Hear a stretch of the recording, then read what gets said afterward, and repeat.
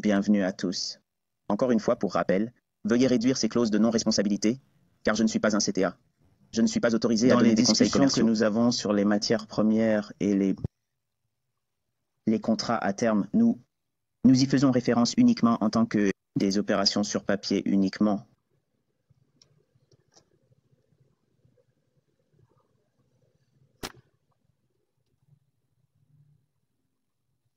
Bon, les amis, juin de l'année, le mentorat de l'ICT, ICT Bond Trading. Troisième leçon, les jours de consolidation.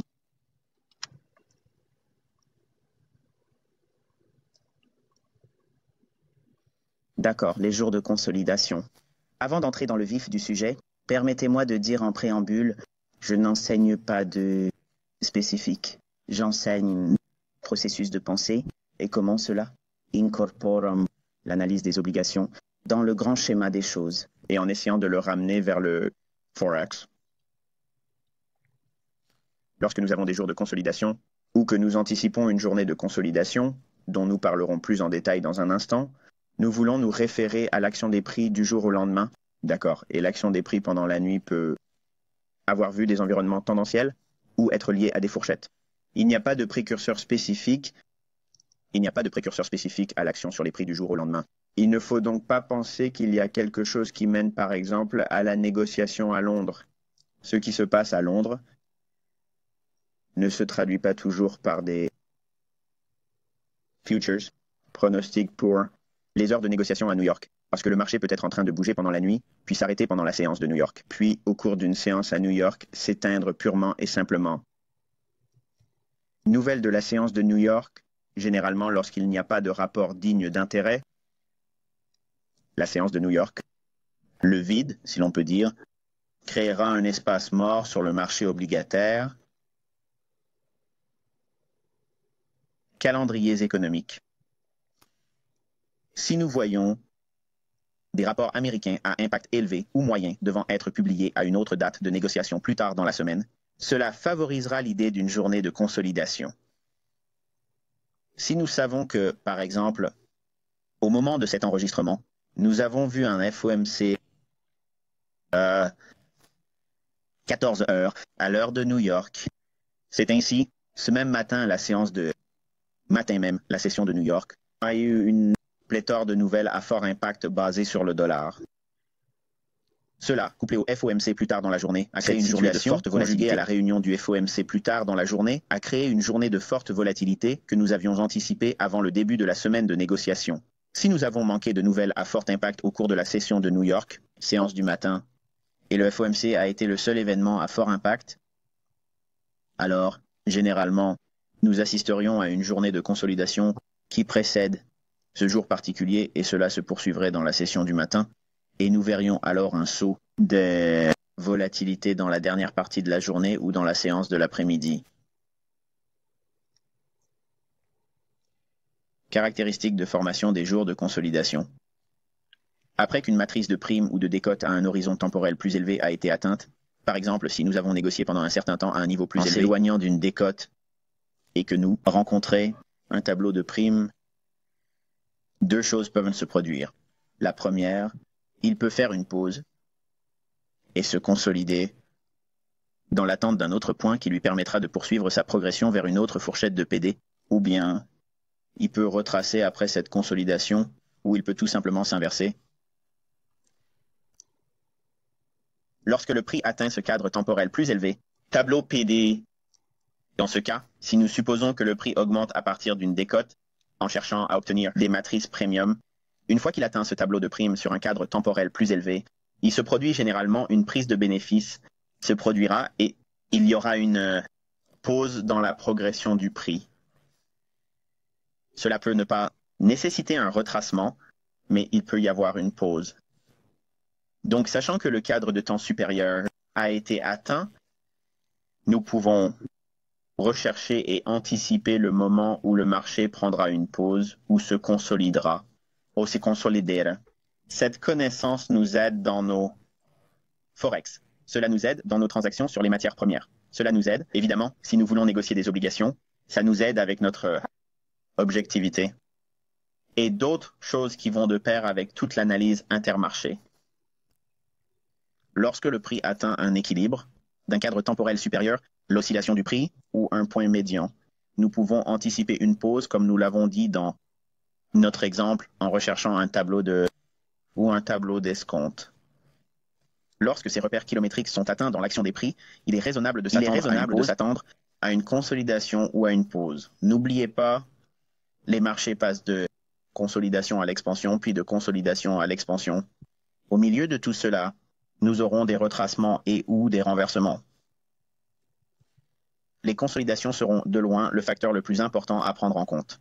Considération lorsque nous examinons l'action des prix. Ainsi, si nous savons qu'il y aura probablement une pause ou une consolidation avant que le prix fasse son prochain mouvement à la hausse ou à la baisse, s'il a été rencontré par un réseau de primes ou de réductions sur une échelle de temps plus élevée, ou s'il atteint le point d'équilibre d'un mouvement mesuré ou un mouvement de prix à plus long terme, qui, selon nous, va se dérouler, le prix peut se consolider à ce point médian. Ou si nous revenons à un point d'équilibre, il ne faut pas toujours anticiper ou s'attendre une réaction immédiate du prix, parce qu'il peut rester autour de l'équilibre, parce que le cadre temporel le plus élevé exige les traders les plus importants de travailler sur cet horizon temporel. Ils vont donc travailler à ce niveau parfois plus d'une fois. C'est pourquoi il est important que lorsque nous examinons ces points de référence, ce n'est pas que nous anticipons l'équilibre soit explosif ou que nous prévoyons que le simple fait que le prix atteigne notre tableau de primes pour nos achats ou nos tableaux de rabais pour nos ventes et que cela s'arrête là. Non, il peut y avoir une pause, puis le mouvement peut se poursuivre. Quand il y a un jour férié aux États-Unis, il y aura évidemment les conditions où les caractéristiques ne sont pas prises en compte, savoir ce qu'elles sont et qui se répètent régulièrement et de façon générique au fil du temps. Nous aurons un plan de match et nous serons en mesure d'intégrer ces idées dans nos transactions. Trop souvent dans mes transactions, j'ai été trop zélé à propos d'un mouvement de prix spécifique et au début, j'étais frustré parce que les mouvements ne se produisaient pas ou qu'ils n'avaient pas lieu au moment où ils se produisaient. Pas du tout. Ils ne commençaient même pas tout simplement, vous savez, rester stagnant. Ils n'allaient nulle part, ni plus haut, ni plus bas. Ils ne m'empêchaient même pas de sortir. Ils ne bougeaient tout simplement pas. Au fil des ans, j'ai appris que l'incorporation des marchés des taux d'intérêt et du marché obligataire est évidente. C'est le chaînon manquant. Il est donc primordial de l'intégrer dans notre analyse. Si nous savons qu'il va y avoir une période de consolidation sur le marché obligataire, il est important de l'intégrer dans notre analyse. Nous devons raisonnablement nous attendre à ce que la même chose se produise dans les autres classes d'actifs.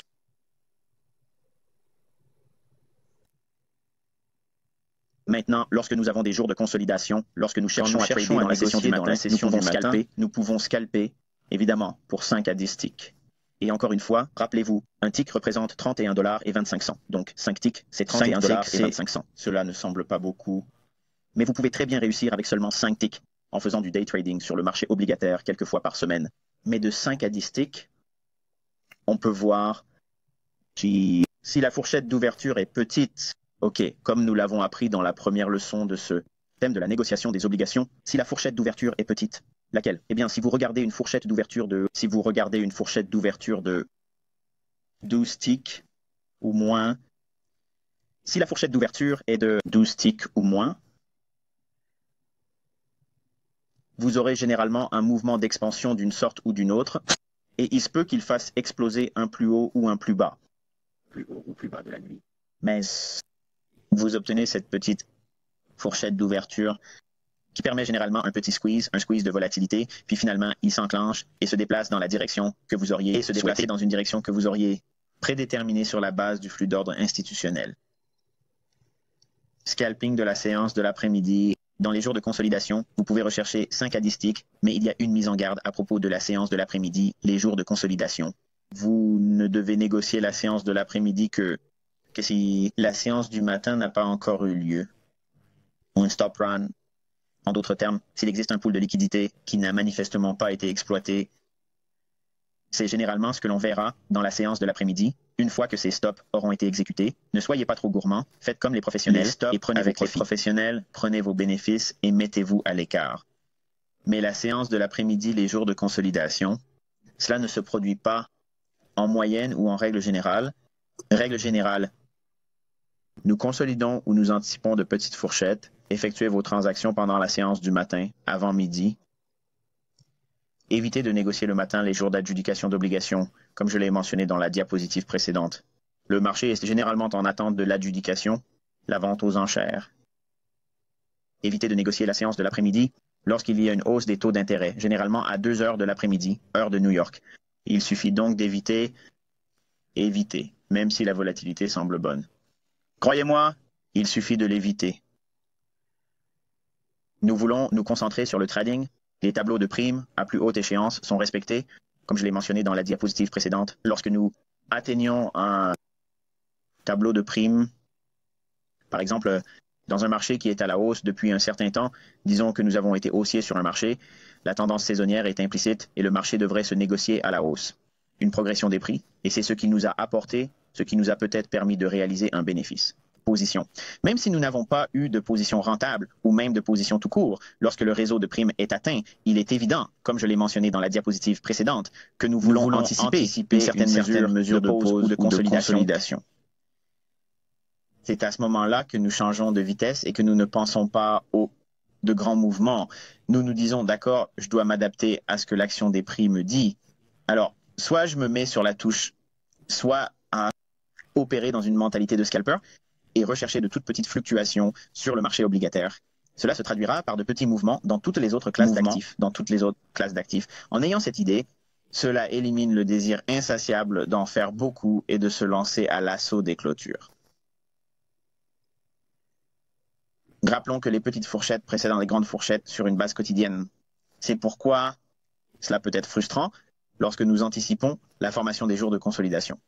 Si nous sommes d'action et que nous voulons échanger comme des cow-boys, il est évident que cela va nuire à votre activité. Mais nous, en tant que traders professionnels, nous accueillons ces consolidations parce qu'elles nous donnent le temps de formuler un plan sur la façon dont nous pouvons étudier où se situera le prochain mouvement, où se situera le prochain flux de liquidité. Toutes ces idées nous aident à définir notre prochaine opportunité de trading.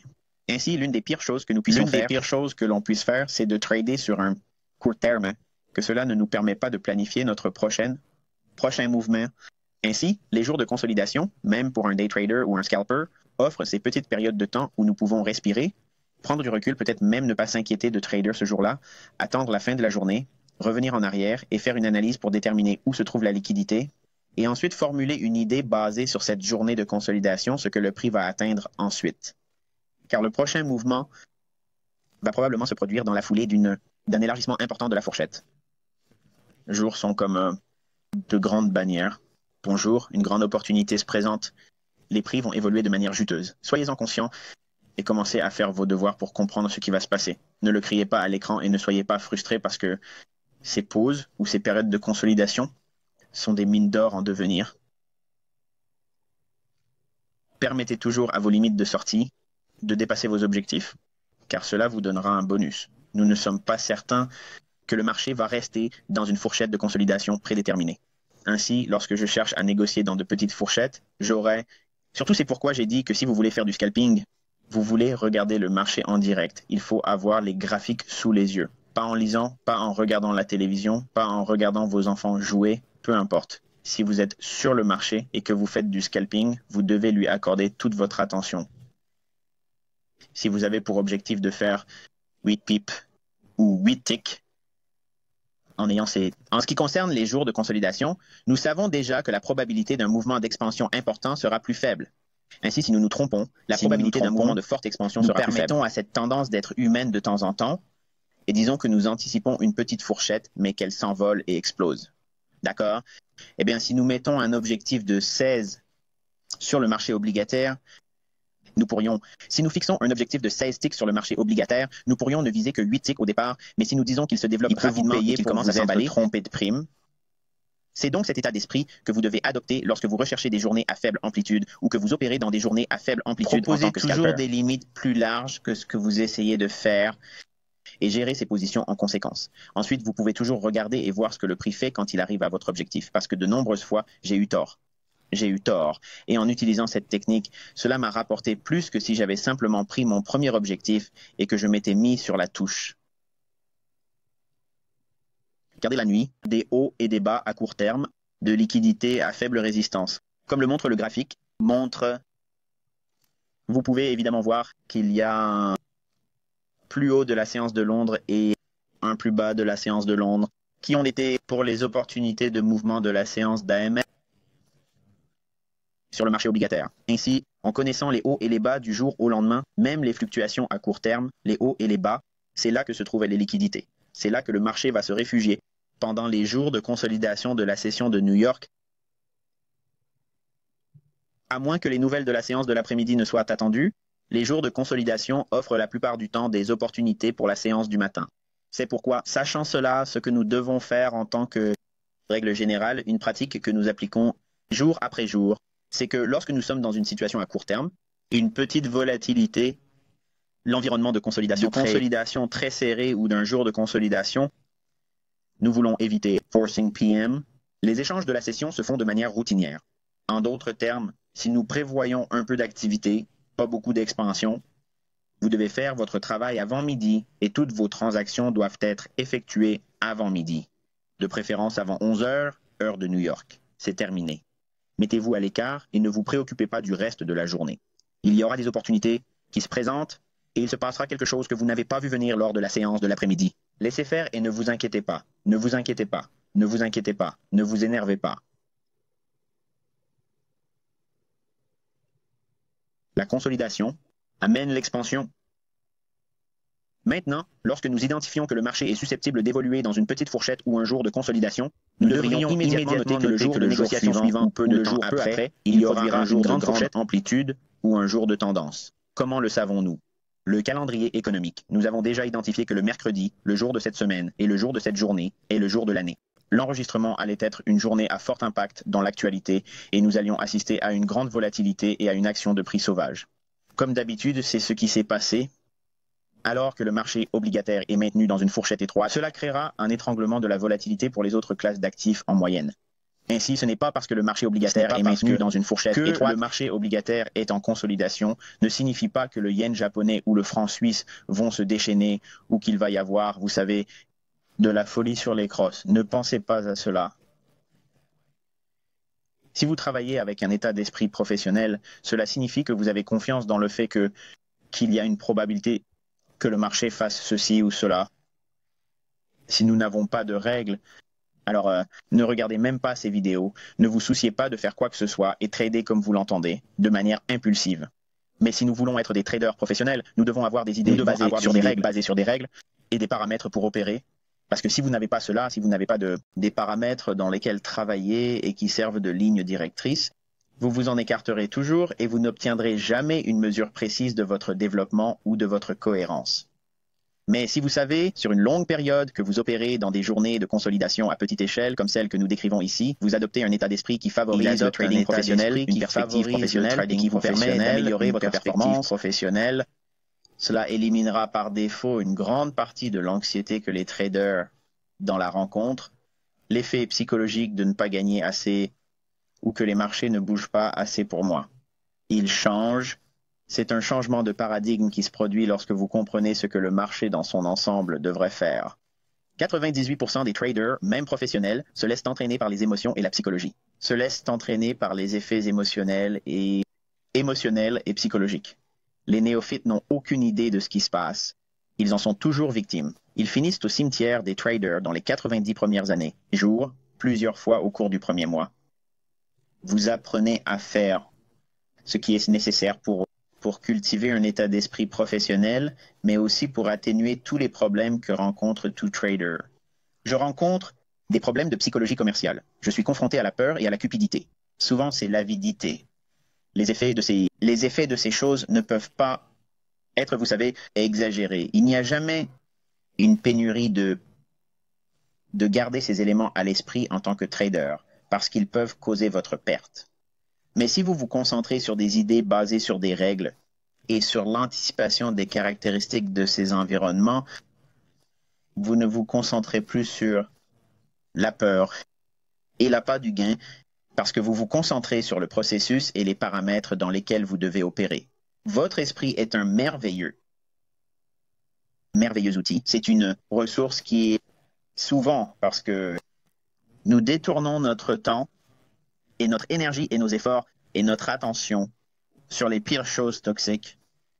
Notre esprit et notre imagination sont si puissants qu'ils donnent vie à des choses qui n'existent pas vraiment. Donner vie à des choses qui n'existent pas vraiment en pensant à ce qui se passerait si c'était le cas. C'est pourquoi, en ayant des idées fondées sur des règles en lesquelles vous développez au fil du temps une foi et en les confrontant à des études de cas successives, en voyant les effets de leur application, vous verrez qu'il est rentable pour vous, non seulement financièrement, mais aussi psychologiquement et émotionnellement, de fonctionner selon des idées fondées sur des règles.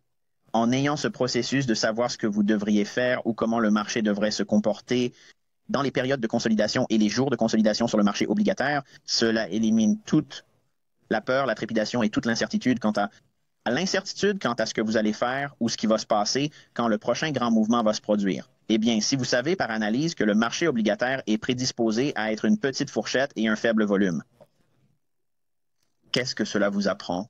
Qu'il ne faut pas attendre grand-chose des marchés en ce moment. Cela donne à réfléchir. Il vous permet d'avoir l'esprit tranquille. Cela ne vous oblige pas à vous demander « où est le prochain mouvement et j'ai peur de le rater ». Il vous donne un contexte et c'est ce qui est merveilleux.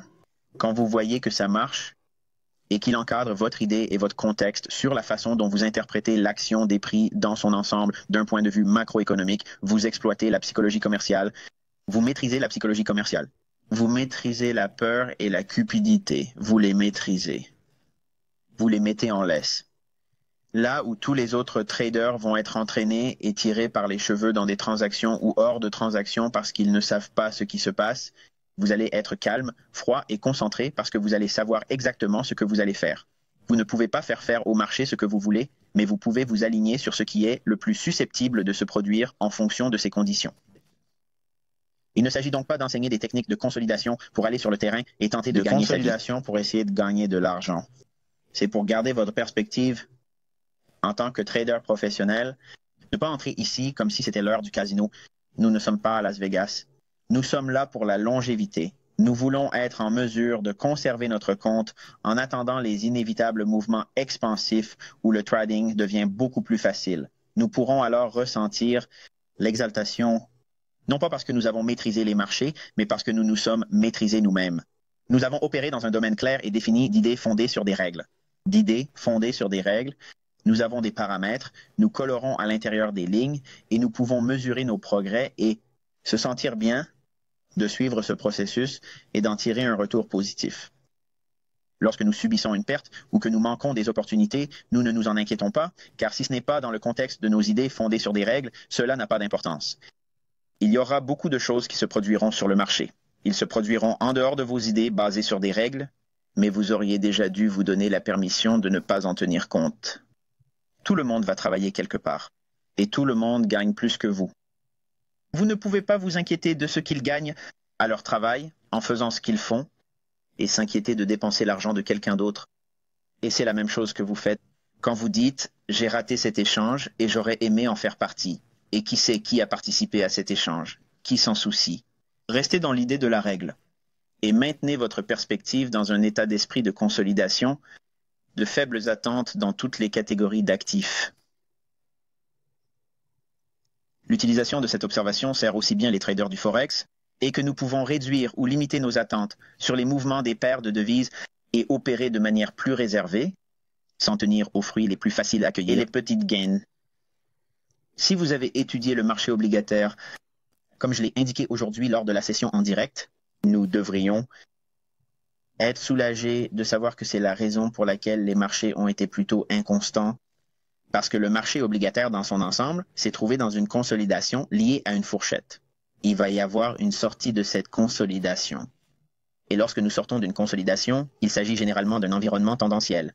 Plus la consolidation est longue, et elle a duré de nombreux mois cette année, nous avons vu des consolidations sur le marché obligataire. Lorsqu'il sort de la fourchette, il se trouve dans un état de protraction où il évolue dans une tendance. C'est à ce moment-là que les jours de salade arrivent, des journées de négociation faciles. Et devinez quoi? Dans quelques mois, l'automne sera là. Tout le monde se tourne vers l'été, car nous y sommes déjà au moment de cet enregistrement. Mais ce que je regarde, c'est l'été. Ce que je vois, c'est que nous avons consolidé notre position avant l'automne, ce qui me conforte dans l'idée que l'action des prix va être bonne au cours des 4 derniers mois de l'année 2007.